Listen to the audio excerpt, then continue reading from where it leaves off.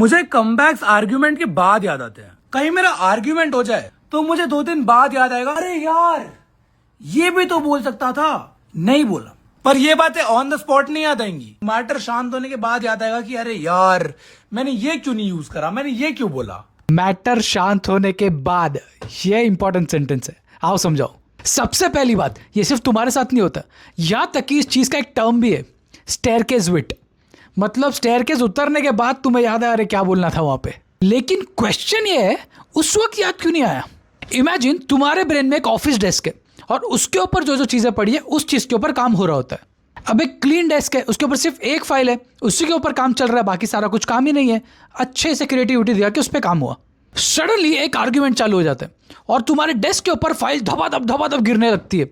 जैसे anger, ego, voice, facial expression. लोग क्या सोचेंगे? Win the argument, the desk becomes completely full. Argument के टाइम तुम्हारा ब्रेन परफेक्ट रिप्लाई नहीं ढूंढ रहा, वो सिर्फ सिचुएशन में सर्वाइव करने का सोच रहा है। और इसलिए वर्किंग मेमोरी, जो तुम्हारे ब्रेन का टेम्पररी वर्क स्पेस होता है, वो ओवरलोड हो जाता है। आर्ग्यूमेंट खत्म, स्ट्रेस खत्म, तुम्हारा ब्रेन फिर से बराबर काम कर रहा है, सिर्फ एक ही चीज पे काम कर रहा है, और तब आता है द बेस्ट कमबैक। तो इसलिए अगली बार कोई मीटिंग हो, कोई सैलरी नेगोशिएशन हो या रिलेशनशिप में कुछ इंपॉर्टेंट डिस्कशन चल रहा हो, तो इंस्टेंट रिप्लाई देने की जरूरत नहीं है। बस इतना याद रखो, टॉपिक के बारे में सोचते रहो, जो आजू बाजू में चीजें होती रहेंगी और भूल जाओ। एक टॉपिक के ऊपर ही परफेक्ट रिप्लाई तुम्हें जो कॉन्वर्सेशन से चाहिए वो दिलवा सकता है।